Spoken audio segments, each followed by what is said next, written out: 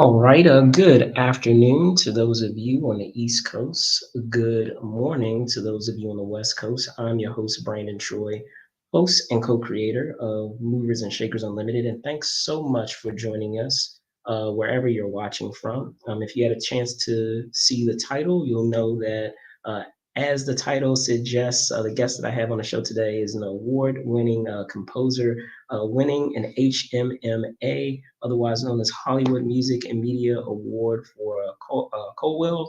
She has previously appeared on this show for her work for the horror film known as The Invitation. However, we're going to be talking Strays today, comedy known as Strays today. So it's my pleasure to welcome back on the show, Dara Taylor. Let me bring him on now. Dara, how are you? I'm all right. How are you? Good. Great to be here. Absolutely, absolutely. So, just to hit the ground running, I know it's been a minute. As I said, you been on here before. Welcome back. Can you tell, how are things going? Just checking in. Yeah, things are going all right. Still living in Los Angeles and, making music, so things can't be too bad. Absolutely, absolutely. So, just digging right into Strays. As I said before, you were here, talking about the imitation, which is quite, drastically different than this film, obviously, genre wise. So, can you talk, a little bit about that? Because when I had you on the show before talking horror films, there is I feel like a approach that needs to happen when you're talking about those horror elements, in terms of a genre versus comedy and having the right rhythm, because I feel like there's a rhythm that is really necessary in either case with those genres. Yeah, I mean, totally right. The funny thing is that horror and comedy are actually kind of linked in that way because Yeah. they both have so much to do with timing.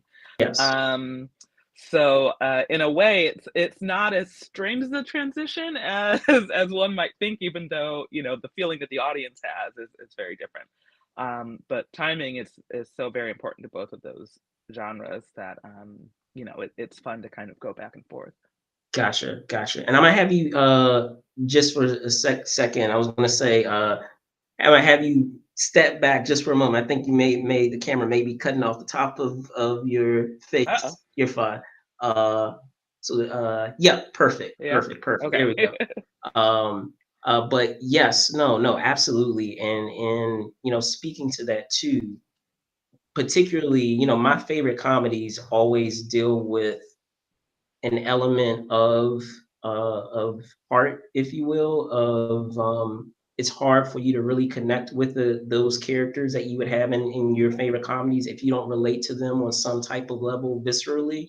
So can you also talk about that of kind of striking that balance, because it is a very elevated type of idea and concept and premise of having these dogs in these ridiculous situations, but at the end of the day you still also have to care about them, and they have to have their own themes, if you will, or yeah, themes, character wise. Yeah, I mean, the best thing about this movie, I think, is that as hilarious as it is, it also really makes you feel things. And there is so much heart and kind of Reggie, the main character, has such a genuine approach to his life, and watching that being shaken is really kind of heart wrenching at times. So yeah, I think it helps you laugh if you can also cry.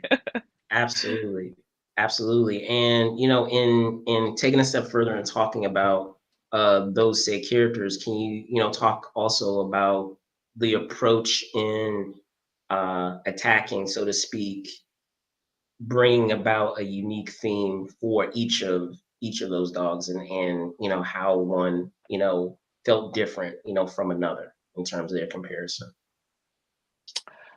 Yeah, so the main theme of the film and the journey is Reggie's theme, and it's jubilant and buoyant at times, and sometimes it's sad and emotional, and other times it's powerful, depending on where we are in his arc. Um, and that is played in acoustic guitars and sometimes big strings, but things that kind of feel homegrown. And then Bug's character has a different theme, and like initially it kind of comes, with a bit of a hip hop flair, as he's the dog from the streets, but um, so they're different in how they are first kind of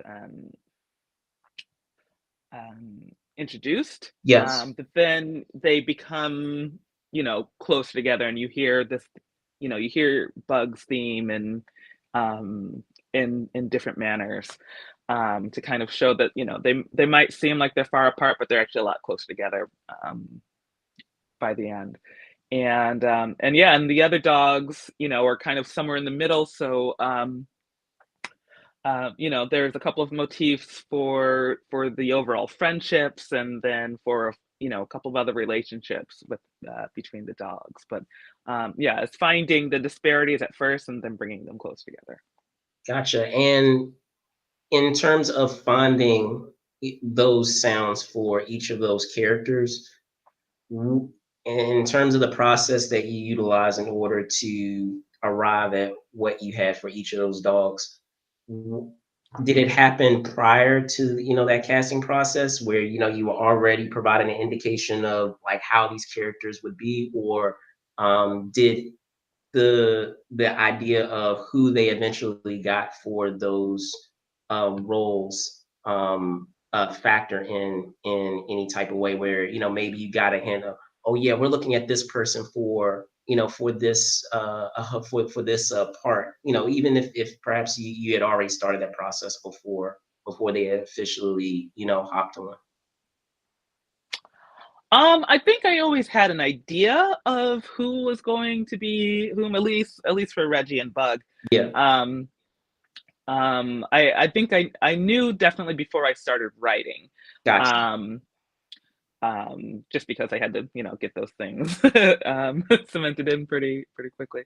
Um, but I don't think they actually had recorded the voiceovers yet. So I was working, I started kind of my theme explorations while they were still filming the dogs. Gotcha. Gotcha. Yeah. Okay. All right. Cool. Cool. Cool. Well, with that in mind too, and I don't believe that I asked this last time you were here, so I wanted to ask it now. Is also just switching gears a bit and going on a tangent, if you will, of in being in the field of composing, scores in film. Can you also talk a bit? And I know you hear this phrase a lot, so I know sometimes, hopefully you don't get jaded by it, but the idea of being a trailblazer, of being in your field of not only being a person of color but also a woman as well. Can you talk a bit, about that as well? At least in the modern age right now of more and more diversity that we're seeing and hopefully continuing to see, in the field. Um, sure. I mean, I think I know it's really for loaded. me, I It's feel very really- fortunate to. For me, I feel very fortunate to have just worked with a lot of people who are, who care about the work. yes, And I think sometimes the more you think about the importance of a moment, the less you're in that moment. please, yeah, So absolutely, so I just try and, be as authentically me, both personality wise and musically, as I can. Um, and leave whatever predispositions of what that might be. Um, gotcha. No, only reason why I ask aside. is Yeah. it's always fascinating. Sometimes when you're doing it at the time, you're not fully comprehending like the magnitude of what it is that you're doing and what and what it the influence and the inspiration that it provides for those that you're not really foreseeing at the time. And then I feel like sometimes when you're in the midst of it, sometimes it's helpful to kind of be a little Yeah. naive to it, so that way it doesn't like make your head explode. But like, yeah, it's always fascinating to that to have folks like yourself of Yeah. knowing the I try to be communities and visible, I really doing suppose, the as things that are unique. Yeah, however that helps. yeah, yeah. All right. So we have Strays, coming out. in a couple of weeks, August 18th.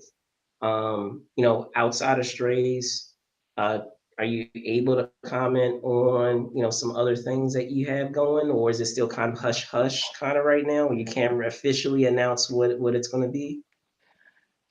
Yeah, I probably can't officially announce, but Okay. yeah, working on a few things that'll you know come out sometime next year. So yeah, and just like a few different genres, so it's fun.